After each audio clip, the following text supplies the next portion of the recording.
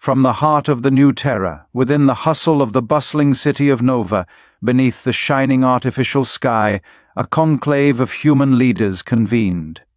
They were the heroes of their time, veterans of spacefaring, pioneers of interstellar colonization, and guardians of human destiny.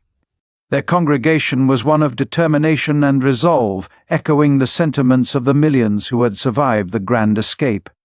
"The Veritas have taken our message," Admiral Jonathan Pierce began, his voice booming through the underground conference room. "We've made our stand, gentlemen. It's a matter of time before we hear back from the Galactic Council." The room was silent for a moment before General Lena Roswell stood up, her eyes reflecting the resolve of an entire race.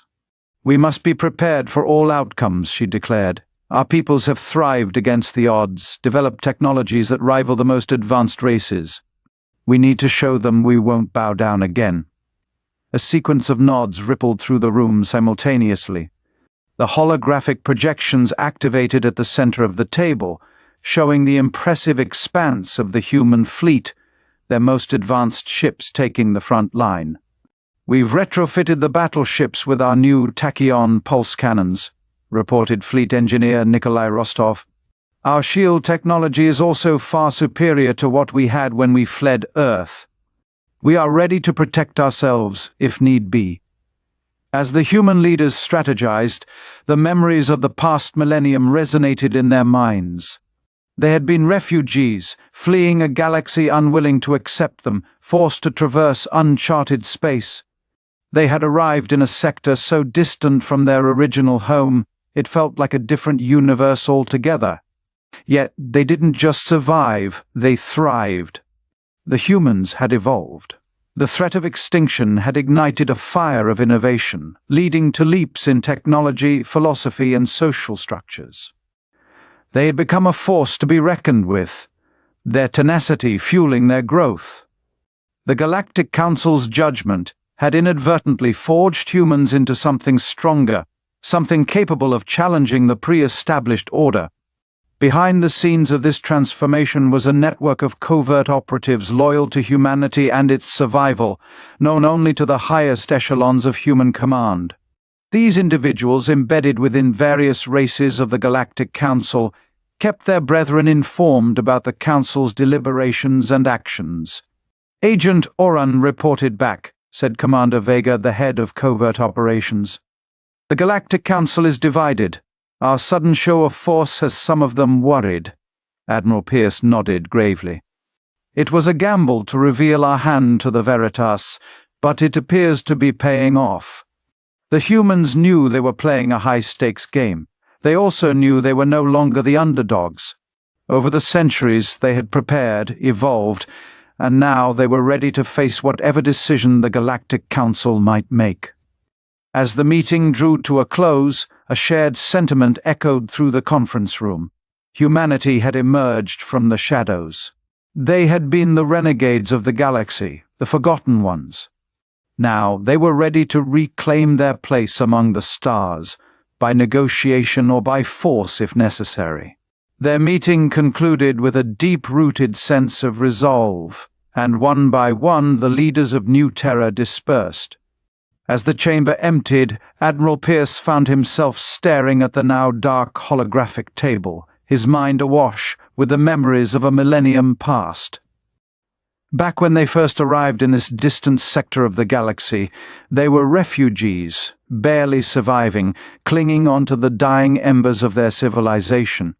Their early years were marked by struggle, desperation, and countless close calls with extinction.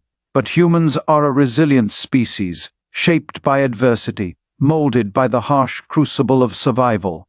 This new world, harsh and unfamiliar as it was, didn't conquer them. Instead, it became the anvil upon which a new humanity was forged. In time, they built cities. They terraformed inhospitable landscapes. They charted this strange galaxy. From the ashes of their old civilization, a phoenix had risen. The ruins of old Earth were far behind them. New Terra was now their beacon of hope, their sanctuary amidst the cold vastness of space. Yet the humans knew that survival alone wasn't enough. If they were to secure their place in the galaxy, they had to be more.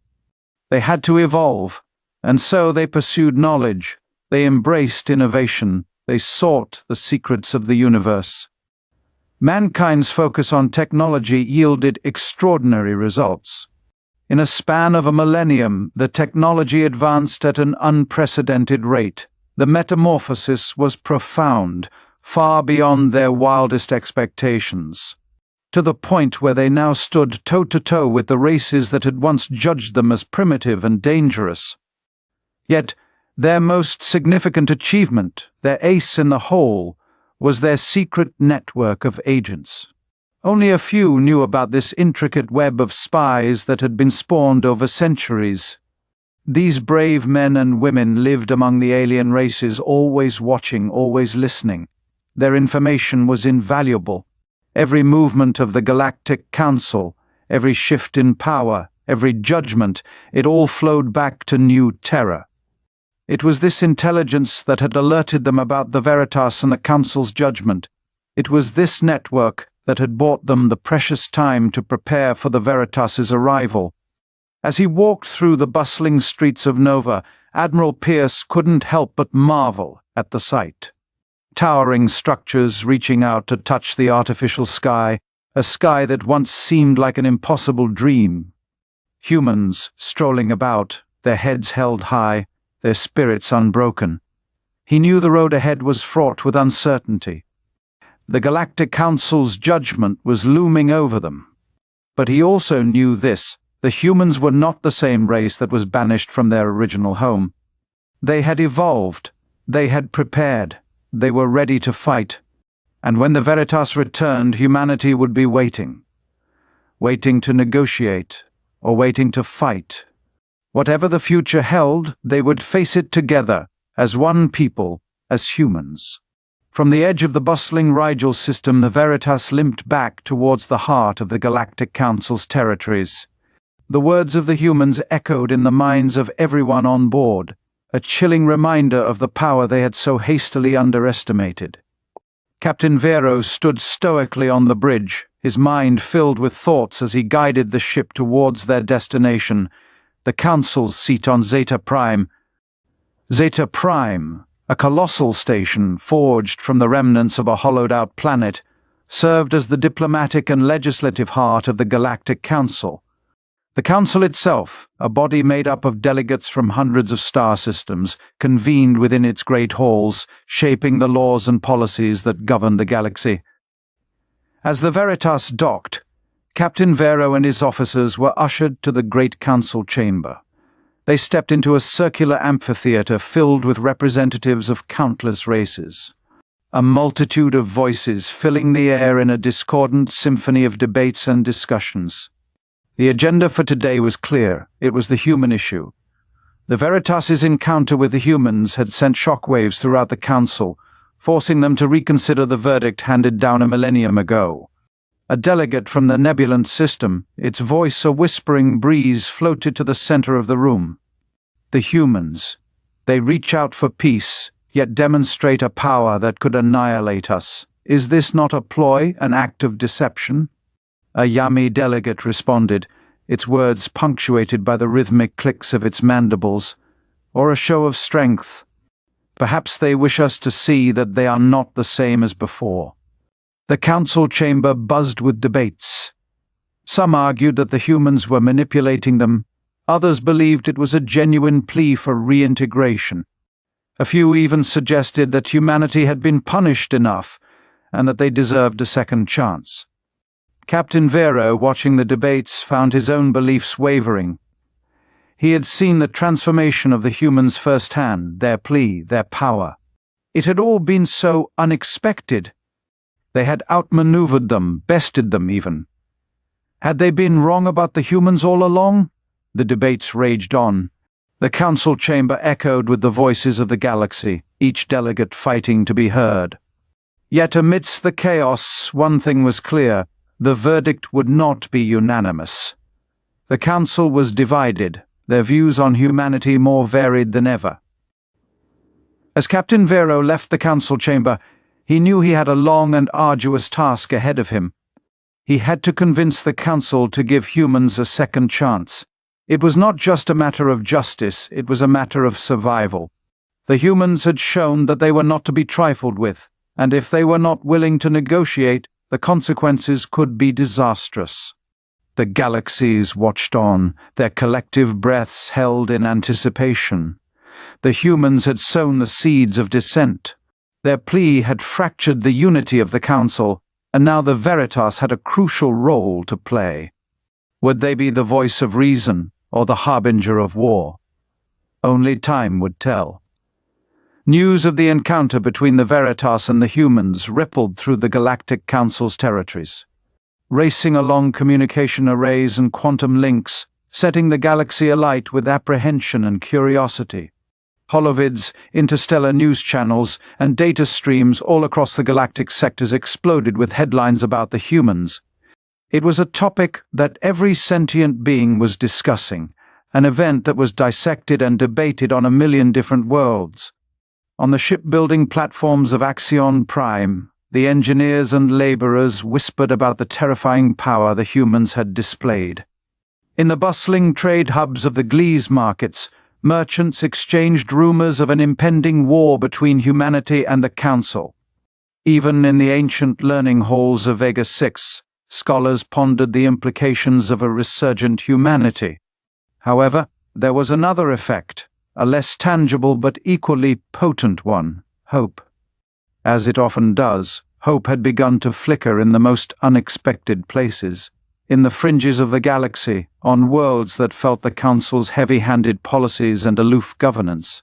People saw the humans as a symbol of rebellion, a beacon of resistance. Graffiti portraying human symbols began appearing on the streets, and quiet whispers of a possible revolution started to circulate. Back on the Veritas, Captain Vero couldn't help but notice the effect of the human issue on his crew. They were edgy, their usually disciplined demeanor replaced by an underlying current of worry. He decided to address them. "Gather round," he began, his deep voice reverberating through the ship's comms. "I won't deny that we are facing an unexpected situation. The humans, they have evolved, developed. But we should not let fear cloud our judgment. Remember, we are Veritas, keepers of peace and justice." His words resonated with his crew, the simple yet powerful reassurance bringing a calm to the nervous energy that had pervaded the ship. Finally, a month after their encounter with the humans, the Council made its decision. A special envoy was dispatched, a peace delegation comprising representatives from each of the Council's races, accompanied by a massive fleet. A clear sign of the Council's intentions to negotiate, but from a position of strength. Captain Vero was appointed as the commander of this fleet, a task he accepted with a heavy heart. He knew the task ahead wouldn't be easy. The humans had changed, they had grown stronger, and they had displayed a level of sophistication and power that was unparalleled. As the fleet embarked on their journey back to the location of the human encounter, Captain Vero couldn't help but wonder what lay ahead. Would the humans accept their proposal, or would they see it as another attempt at subjugation? The fate of the galaxy rested on his shoulders, and he hoped that he was up to the task. The galaxies watched on, the tension palpable as the Veritan fleet journeyed to meet the humans. And somewhere, in a remote corner of the cosmos, the humans waited, ready for whatever was coming their way. From the human perspective, deep within the hallowed chambers of the Galactic Council, unassuming figures flitted through the shadowed recesses, whispering in the ears of the powerful, influencing the mighty. These were the human spies, unseen, unheard, and unknown to most. Infiltrating every level of the Galactic Council, they had been weaving a complex web of influence for the humans. The stakes were high, and so they played their hand with finesse. Bribes were offered to the corruptible, rumors whispered to the vulnerable, and blackmail was a constant tool in their arsenal. And where words failed, acts of sabotage ensured that the humans were subtly enforced. Meanwhile, the humans also engaged in a crafty game of information warfare. With deft precision, they disseminated false information, crafted intricate lies, and sowed seeds of doubt among the Council's worlds. This not only kept the Council on edge, but also created divisions that the humans could exploit. Despite their extensive network of manipulations, the humans found themselves in the dark about one critical matter: the Council's peace offer. The decision was cloaked in layers of secrecy so dense that even the humans' most skilled spies could not penetrate it. Yet they knew an offer was coming. The signs were clear in the heightened whispers and the silent, anxious glances exchanged among the Council members. This knowledge filled the human leadership with a sense of anticipation and uncertainty, a deadly cocktail of emotions in such precarious times. Back on the human stronghold, fleets of starships lay ready, their hulls gleaming under the harsh glare of artificial lights. As the peace delegation's arrival drew closer, an air of tension enveloped the human command. Some called for peace, for an end to their long isolation. Others feared the Council's offer would be a ruse, a trap to exterminate humanity once and for all. The decision, however, leaned towards peace. The fleet that would greet the peace delegation would be a singular ship, an imposing warship aptly named the Resurgence. The symbol was not lost on the human leadership. They were willing to negotiate, but not at the expense of their newfound strength and resilience. On board would be Ambassador Idris Solan, a man renowned for his diplomatic prowess and unyielding courage. His presence was a statement. Humanity was ready to negotiate, but it would not be intimidated. Despite their decision to extend the hand of peace, the humans were not naive. Backup plans were laid out like a deck of cards, each more deadly than the last. Lurking in the shadows were 2 dreadnought-class battlecruisers and a fleet of nimble, deadly attack vessels ready to spring into action at a moment's notice. The chosen meeting spot with the Council's envoy was nestled in the cosmic expanse, a nebula that offered concealment and a tactical advantage. Its swirling gases and electromagnetic interference would cloak their hidden fleet, offering a significant advantage if things turned sour. The humans knew their survival hinged on their ability to outthink, outmaneuver, and outfight their opponents. This nebula was their hidden ace, and they hoped it wouldn't need to be played. The human race stood on a knife's edge, teetering between newfound hope and the threat of annihilation. They had come far, grown much since the days of their exodus. Now they were about to face their greatest test yet, a confrontation that could signal their triumphant return or their ultimate doom. As Ambassador Solan took a last look at the bustling command center, he was ready to plead the humans' case and bring them back into the galactic fold as equals. As the last strategy sessions ended and the dreadnoughts disappeared into the nebulous mists, one thought echoed throughout humanity's ranks: they were ready. For peace, for war, for negotiation, for conflict, whatever the future held, they were prepared to face it head-on. No longer were they the fledglings who had fled their home 1,000 years ago. They were a strong, resilient race ready to reclaim their rightful place among the stars. In the cold vacuum of space, an armada of colossal proportions appeared on the horizon, as if burst from the stars themselves.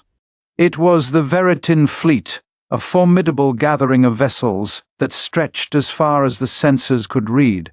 From behemoth carriers to agile fighters, each craft was an embodiment of Veritin power and sophistication. The Veritas, the command ship, was the epitome of grandeur, its hull shining like a second sun in the dark void, a testament to the immense power that the Veritins wielded. Outclassing the Resurgence in both size and firepower, the vessel radiated an aura of dominion, symbolic of the Galactic Council's tensions. The Veritin fleet arrived in formation, its precision a quiet statement of military discipline. The spectacle was unmistakably a show of strength meant to intimidate. Yet aboard the Resurgence, the humans watched the display unfold with a steadfast calm. They had expected a power play, and it did not faze them. A tense silence fueled the command bridge of the Resurgence. The soft hum of consoles and the quiet whispers of the crew filled the air as the Veritin fleet filled the starlit vista before them. The humans held their breath as the colossal fleet drew closer, a tangible embodiment of the trials they would face. As the distance closed, a hailing signal cut through the silence, its origin from the Veritas. The screen flickered to life, revealing the stone-cold face of Captain Vero, his ice-blue eyes boring into the crew of the Resurgence. The negotiations were about to begin.